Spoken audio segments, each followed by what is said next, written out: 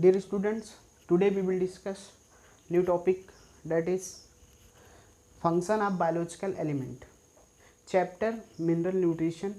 Mineral nutrition chapter में important elements की हम बात करेंगे और उनके फंक्शन को देखेंगे और देखेंगे उनकी बातें करेंगे कि वो किस फॉर्म में पाए जाते हैं और किस फॉर्म में वो यूज होते हैं। ठीक है, सो कंटिन्यू आगे देखते हैं।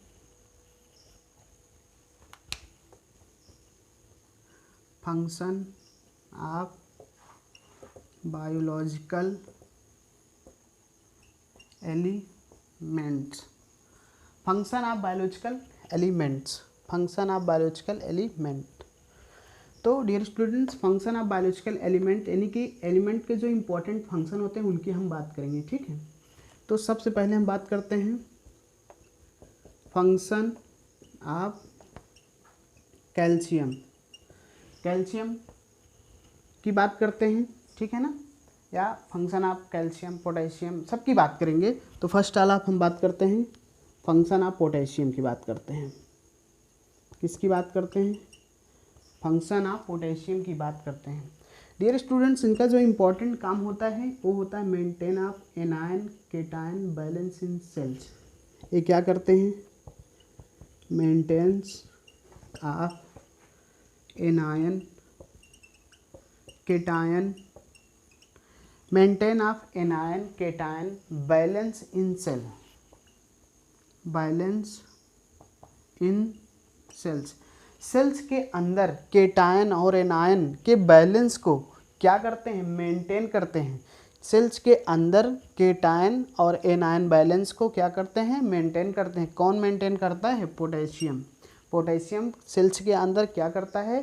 केटायन और एनायन यानी पॉजिटिव और नेगेटिविटी को क्या करता है? मेंटेन करता है। सो डियर स्टूडेंट्स, आगे देखते हैं। यहाँ पे हम बातें करते हैं कि इन्वॉल्व्ड इन प्रोटीन सिंथेसिस, मतलब it's also involve in protein synthesis. तो आप कह सकते हैं इन्वॉल्व्ड इन प्रोटीन सिंथेसिस, या किस में इन्वॉल्व होता है? प्रोटीन सिंथेसिस में भी इन्वॉल्व होता है। ठीक है ना। तो पोटेशियम आयंस जो होते हैं K+, जिसको बोलते हैं K+, ठीक है ना, पोटेशियम आयन जो होते हैं involve in protein synthesis. Opening and closing of stomata में भी ये वर्क करते हैं। Opening and closing of stomata, ये स्टोमेटा की ओपनिंग और क्लोजिंग भी करवाते हैं। ठीक है ना, ये क्या करवाते हैं? स्टोमेटा की ओपनिंग और क्लोजिंग भी करवाते हैं। ठीक है ना, कौन? Potassium ion. ठीक है ना। देन हम आगे बात करते हैं एक्टिवेशन ऑफ एंजाइम। ये और क्या करवाते हैं? Activation of enzyme. एंजाइम की एक्टिवेशन को भी करवाते हैं। आप कह सकते हैं एक्टिवेशन ऑफ एंजाइम। एंजाइम की एक्टिवेशन को भी करवाते हैं। ठीक, ओके। तो potassium ion activation of enzyme में भी पार्टिसिपेट करते हैं। Then maintenance of turgidity of cells, और क्या करते हैं? Maintenance of turgidity of cell. Maintenance of turgidity of cells, cells की टर्जिडिटी को भी ये क्या करते हैं? मेंटेन करते हैं। सेल्स की टर्जिडिटी को भी ये क्या करते हैं? मेंटेन करते हैं। ठीक है ना। और क्या करते हैं? ट्रांसलोकेशन ऑफ फूड में भी पार्टिसिपेट करते हैं। ट्रांसलोकेशन ऑफ फूड में भी पार्टिसिपेट करते हैं। So dear students, it is important for that functions of potassium ion. Potassium ion के हमने इंपॉर्टेंट फंक्शन की बात किया। हमने देखा कि maintenance of anion cation balance in cells, cells में केटायन और एनायन बैलेंस को क्या करते हैं? मेंटेन करते हैं। इन्वॉल्व इन प्रोटोसिंथेसिस, प्रोटोसिंथेसिस में भी ये इन्वॉल्व होते हैं। Opening and closing of stomata, ये स्टोमेटा की ओपनिंग और क्लोजिंग भी करवाते हैं। एक्टिवेशन ऑफ एंजाइम में भी पार्टिसिपेट करते हैं। Maintenance of turgidity of cells में भी भाग लेते हैं। ठीक है। ट्रांसलोकेशन ऑफ फूड, फूड का ट्रांसलोकेशन भी करवाते हैं। So it is clear. Next हम बात करते हैं एलिमेंट की।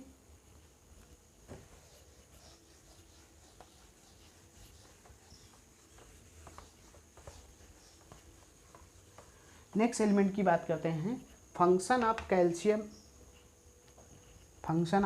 आयन की बात करते हैं।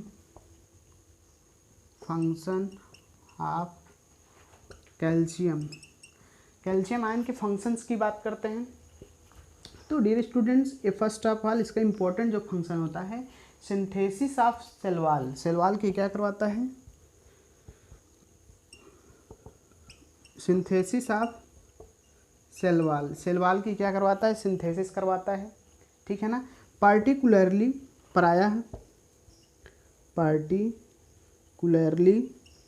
ये प्रायः जो है क्या करता है, as calcium pectate in middle lamella, particularly as calcium pectate in middle lamella, ठीक है ना। पार्टिकुलरली मतलब as calcium pectate in middle lamella का फॉर्मेशन जब होता है तो कैल्शियम पेक्टेट का फॉर्मेशन पार्टिकुलरली यही करवाता है। कौन करवाता है, कैल्शियम आयन ही करवाता है, ठीक है ना। और ये क्या करता है, formation of mitotic spindle, formation of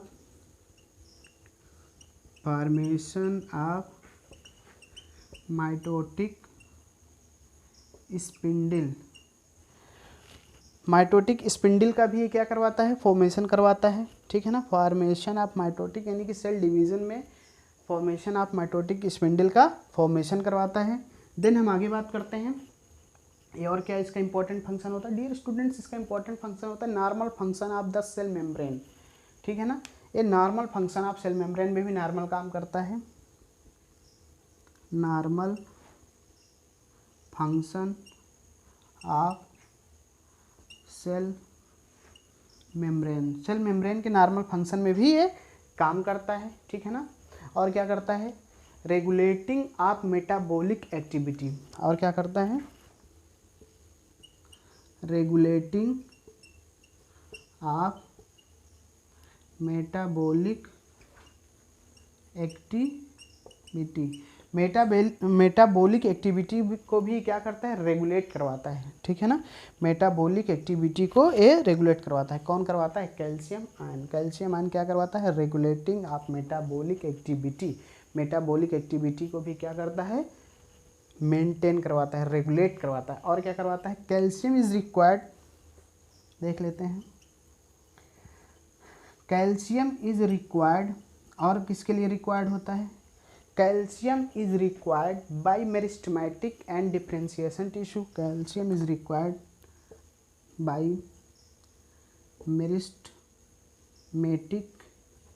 and differentiation tissue, ठीक है ना। और किस में पार्टिसिपेट करता है, calcium is required by meristematic and differentiating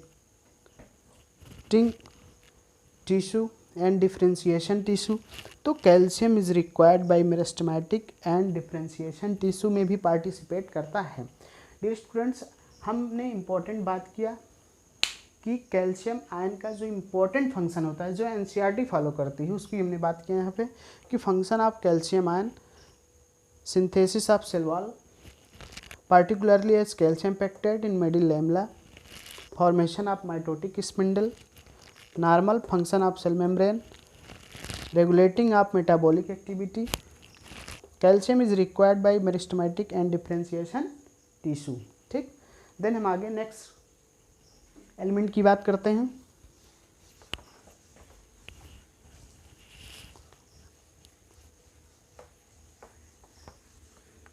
important element के हम फंक्शन की बात कर रहे हैं जो कि biological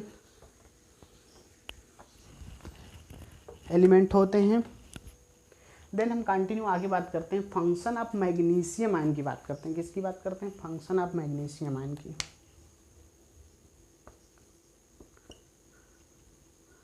function of magnesium ion किसकी बात करते हैं, फंक्शन ऑफ मैग्नीशियम आयन की बात करते हैं, ठीक है ना। Dear students, function of magnesium ion जो होता है, क्या करता है, activate the enzyme of respiration, क्या करता है, activate the enzyme of respiration, ठीक है ना। ये क्या करता है, activate the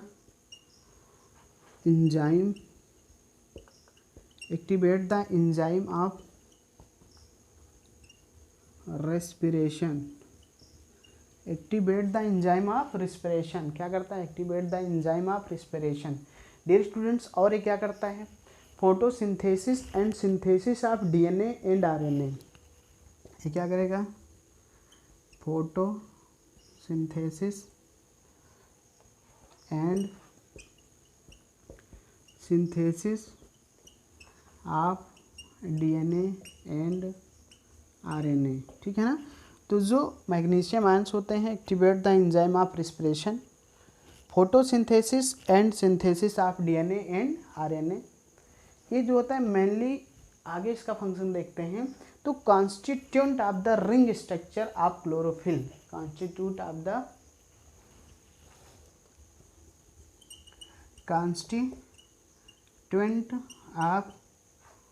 the ring structure of chlorophyll, constitute of the ring structure of chlorophylls, ठीक है ना। इसमें भी पार्टिसिपेट करता है magnesium ion.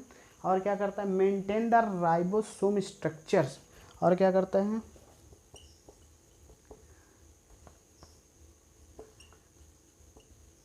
Maintains the ribosomes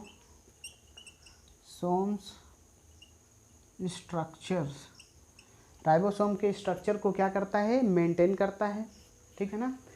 कुछ इंपॉर्टेंट बातें हैं, इसके आगे हम करते हैं, ठीक है। तो डियर स्टूडेंट्स, यहाँ पे it is clear okay that function of magnesium ion, इसके इंपॉर्टेंट फंक्शंस की हमने बात की है। क्या करता है, activate the enzyme of respiration, photosynthesis and synthesis of DNA and RNA, constituent of the ring structure of chlorophyll, maintain the ribosome structure, ठीक। देन हम आगे बात करते हैं। आइए इंपॉर्टेंट कुछ बातें नोट की करते हैं। नोट में जो बातें होती हैं वो काफ़ी इंपॉर्टेंट होती हैं।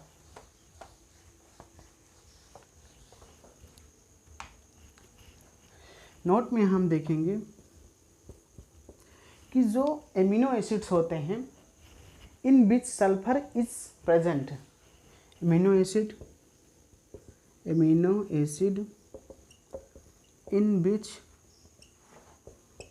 sulfur is present, amino acid in which sulphur is present, ठीक है ना। Amino acid in which sulphur is present मतलब कौन कौन से ऐसे एमिनो एसिड होते हैं जिसमें सल्फर कंटेनिंग पाया जाता है, ठीक है ना।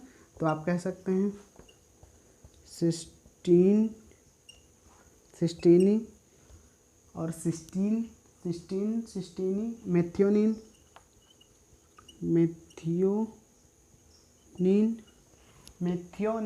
ठीक है ना, मेथियोनिन, ठीक, सिस्टीन, मेथियोनिन, और क्या होता है, सिस्टीन, ठीक। तो डियर स्टूडेंट्स, ऐसे एमिनो एसिड जिसमें सल्फर पाया जाता है, तो cysteine, methionine, cystine, methionine, cysteine, ठीक है ना। Amino acid in which sulphur is present, ऐसा एमिनो एसिड जिसमें सल्फर पाया जाता है उसको बोलते हैं हम लोग सिस्टाइन, मेथियोनिन, सिस्टीन, ठीक है ना। देन हम आगे बात करते हैं, फंक्शन ऑफ आयरन की बात करते हैं। किसकी बात करते हैं, फंक्शन ऑफ आयरन की बात करते हैं। तो अगर आपसे पूछा जाए कि amino acid in which sulphur is present, तो आप क्या बताओगे, सिस्टाइन, मेथियोनिन और सिस्टीन, ठीक। देन हम आगे बात करते हैं, फंक्शन ऑफ आयरन की बात करते हैं। किसकी बात करते हैं, फंक्शन ऑफ आयरन, किसकी बात करेंगे dear students, function of iron. तो सबसे पहले इसका इंपॉर्टेंट फंक्शन देखेंगे कि important constituent of protein involved, important constituents, important constituent क्या करता है, इम्पॉर्टेंट कॉन्स्टिट्यूएंट ऑफ प्रोटीन, आप protein involved, important constituent of protein involved in the transfer of electron, involved in the transfer of electrons, in the transfers of electron like ferredoxin and cytochrome, like ferredoxin and cytochrome, ठीक है ना। तो important constituent होता है किसका, protein, involve in the transfer of electron like ferredoxin और cytochrome में पाया जाता है आयरन, इसका इंपॉर्टेंट फंक्शन होता है यहाँ पे, ठीक है। देन हम आगे बात करते हैं और इसकी आगे बात करेंगे डियर स्टूडेंट्स। तो इसमें क्या होता है, it activate the catalase enzyme, क्या करता है, it activate the catalase enzyme, यह कैटालेज एंजाइम को क्या करता है, एक्टिवेट करता है, क्या करता है, कैटालेज एंजाइम को एक्टिवेट करता है, किसके लिए, इसेंशियल होता है, तो essential for the formation of chlorophyll, essential for the formation of chlorophyll, formation of chlorophyll. तो डियर स्टूडेंट्स ये क्या करता है, essential for the formation of chlorophylls के लिए इसेंशियल होता है, केप्ट विथ माइक्रो न्यूट्रिएंट, ठीक है ना, कहाँ पे रखा गया है, kept with micro nutrients, kept with micro nutrients के साथ इसको क्या किया गया, रखा गया है, obtain in the form of Fe+3, obtains in the form of Fe+3, किस फॉर्म में पाया जाता है, ये किस फॉर्म में पाया जाता है, तो obtain in the form of Fe+3, ठीक है ना। तो obtain in the form of Fe+3 यानी कि Fe+3 के फॉर्म में पाया जाता है, ठीक, यूज किया जाता है। तो डियर स्टूडेंट्स हमने यहाँ पे देखा फंक्शन ऑफ आयरन की बात किया, तो ये important constituent of protein involved in the transfers of electron like ferredoxins and cytochrome, it activate the catalase enzyme, essential for the formation of chlorophyll, kept with micronutrient, obtained in the form of Fe+3, ठीक है ना, obtained in the form of Fe+3। Then हम आगे बात करते हैं important note की बात करते हैं, किसकी बात करते हैं, नोट्स की बात करते हैं। आइए देखते हैं नोट की बात करते हैं।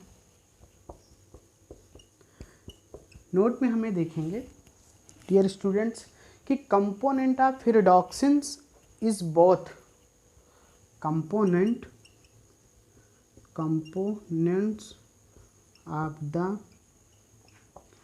फेरिडॉक्सिन्स, component of the ferredoxin is both iron and sulfur, component of the ferredoxin is both